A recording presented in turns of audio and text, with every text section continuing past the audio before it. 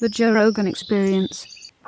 To all of us in the political world, Joe Rogan's political leanings are like the great mystery, and frankly, we kind of like it that way. It makes you, it keeps you out of the fray. It's more of a mystery now because I said that I wouldn't vote for Biden. That I said I would vote for Trump over Biden. All these people went crazy. But let me be clear. You know what? I'd also vote for Whoopi Goldberg over Joe Biden. I'd vote for Mike Tyson over Joe Biden. I just don't think it's a good idea to take someone who's struggling with dementia and put him in one of the most stressful positions the world has ever known. That's what I'm saying. I mean, it's not an endorsement of Trump. It is me saying you shouldn't have a man who's clearly in the throes of dementia. I mean, I'm not a doctor, but when you can't form sentences in public and you forget what you're talking about and you wander off into these conversations, if you're not smoking pot, you're not high, if you're not on pills, like what's going on? Well, there's cognitive decline. He's an older man that has mental issues.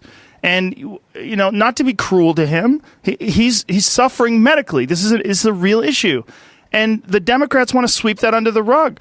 And Trump is already chewing him apart. He's already dismissing him. I mean, there is a recent thing that Kyle Kalinske posted a video on his Twitter talking about this is what happens when you don't discuss the elephant in the room. And it's Trump saying, he used to doing a press conference, and they asked him a question about something that Biden wrote. He goes, Biden didn't write that. He's like, he's that's a Democratic operative. He didn't read it. He probably doesn't even know what's going on right now.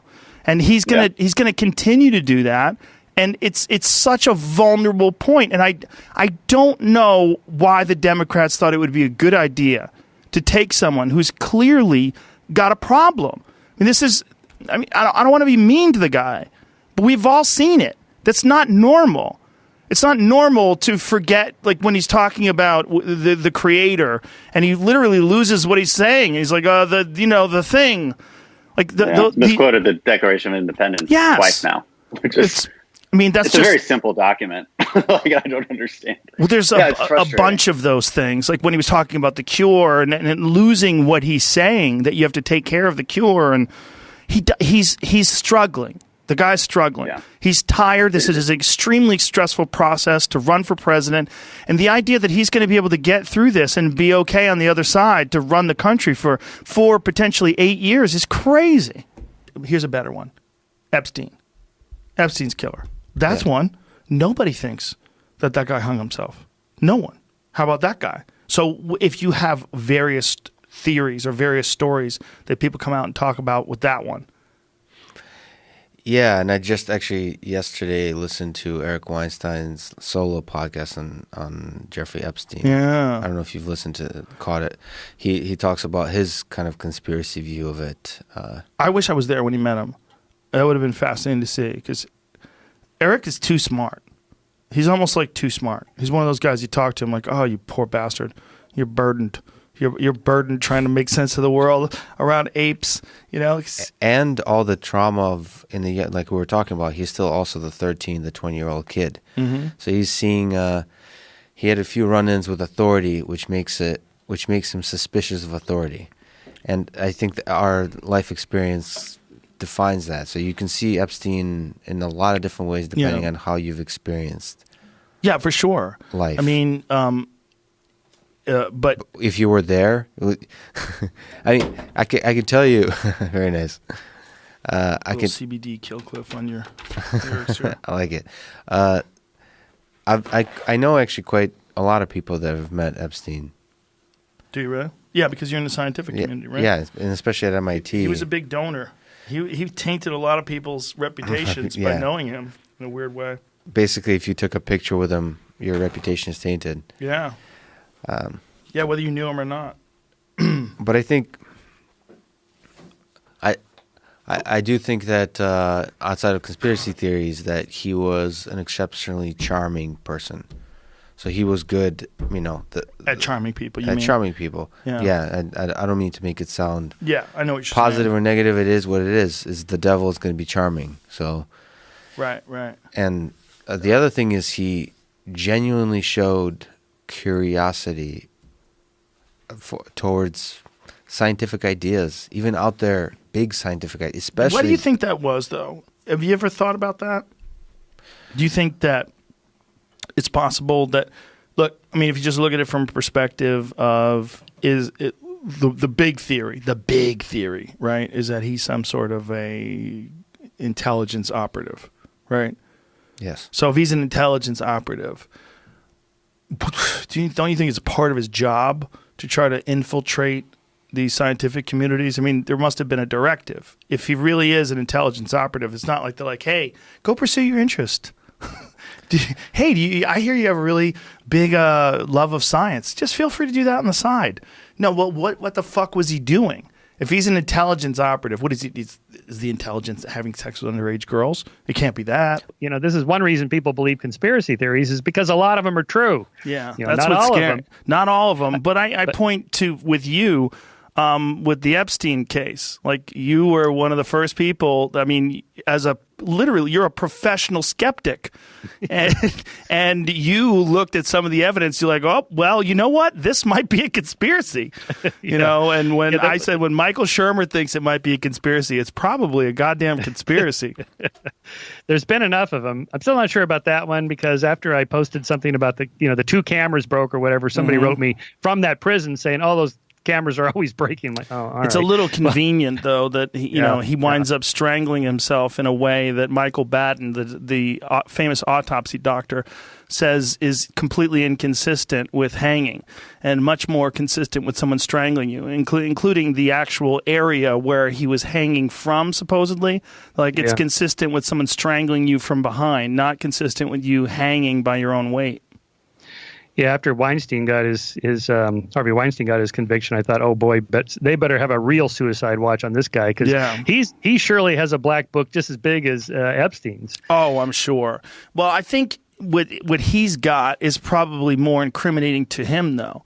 You know, I think what he's got is probably, hey, I had sex with all these starlets and turned them into big celebrities. And I bet he probably doesn't want that out, especially at this stage of the game. I don't think anything he's got is going to make him look good.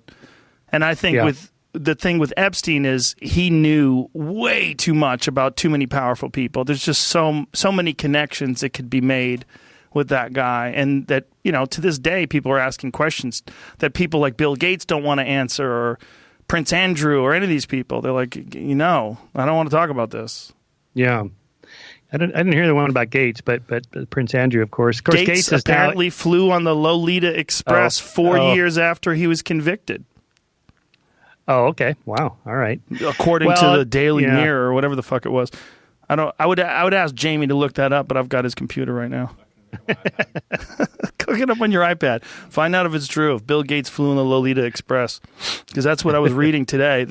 People were trying to ask Bill Gates, but it's so hard to know what's true and what's not true today. That's the thing, is there's so much data, and one of the things that's really sad about the loss of respect for mainstream journalism and mainstream media is, well, if we can't count on them, then who's regulating the independents? Who's regulating these websites? Who's regulating these people that are just, so-called independent journalists that are just tweeting things and finding things and putting things up on their websites? It's so hard to tell who's telling the truth and who's not.